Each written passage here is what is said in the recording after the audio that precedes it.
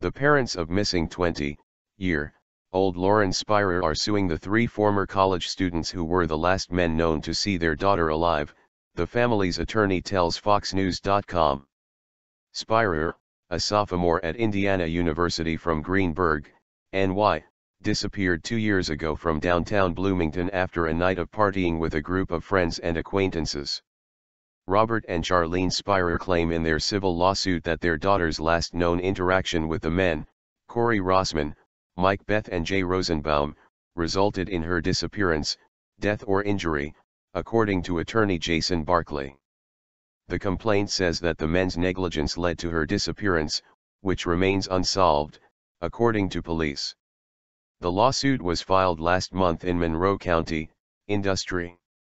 The complaint seeks a jury trial against the men, who are no longer students, and monetary damages. Rob and Charlene Spierer authorized the filing of this lawsuit with great reluctance and only after we counseled them that they would lose certain legal rights if not exercised by the 2-year anniversary of Lauren's disappearance, Barclay said in a statement. We hope no one will misinterpret this action. Any parent in search of information about a missing child would use every resource available to them, he said. Therefore, we intend to use the rights afforded by the civil justice system to obtain answers to questions that have gone unanswered for too long. We fully expect that those with relevant information will cooperate with this process.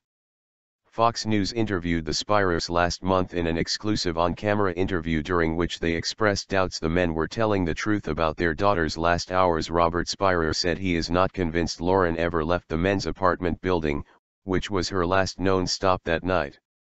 Rossman, who claims he remembers little of what happened that night, was seen on surveillance video and by witnesses accompanying a visibly incapacitated Spierer as the two made their way from a popular bar to her apartment and then to his place over the course of a few hours.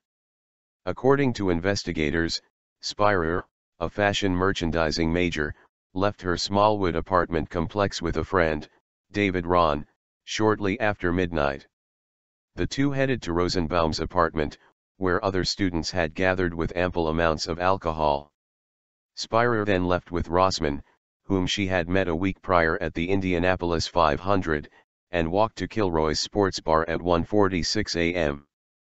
Spierer, who was not of drinking age, entered the popular hangout, which has a sandy, outdoor beach-like area where students often walk barefoot.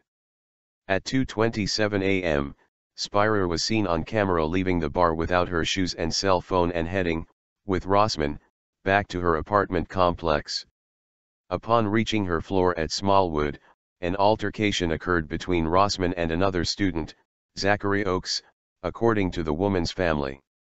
Oakes, they said, punched Rossman to the floor.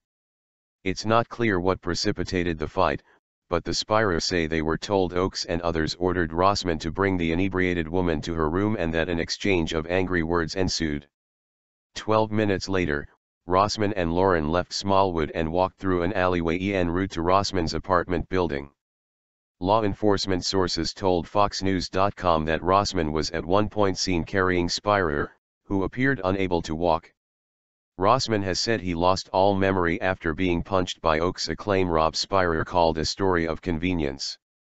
How they both got back to Corey's apartment had to be a result of the initiative of Corey and certainly not Lauren, so I don't know how bad a shape he could have been in because he was able to get both he and Lauren back to his apartment after he got hit at Smallwood, Spierer said. Many questions surround what happened next. Beth, Rossman's roommate, was said to have helped him to his bed. Beth, who was working on a class assignment, then walked Spierer down the hallway to Rosenbaum's apartment. Rosenbaum, who had two non-students staying with him that weekend, claims he tried to convince Spierer to sleep on his couch. After she refused, according to Rosenbaum, he watched from his balcony as Spierer barefoot and without her cell phone walked home alone in the dark. The walking distance between the two apartments took approximately 6 minutes, according to police. For her to recover in such a short period of time, call it an hour or more, doesn't make sense to me, Rob Spierer said. Rossman and Rosenbaum declined to comment when contacted repeatedly by Fox News. Beth could not be reached. If Rosenbaum's story holds true, Spierer was an ideal target for a predator looking to abduct a woman, according to former FBI agent Mike Harkins. Certainly she was a very vulnerable individual, Harkins said in an interview last month. Her petite size, her condition she was in would have made an easy target for someone looking to commit that type of a crime.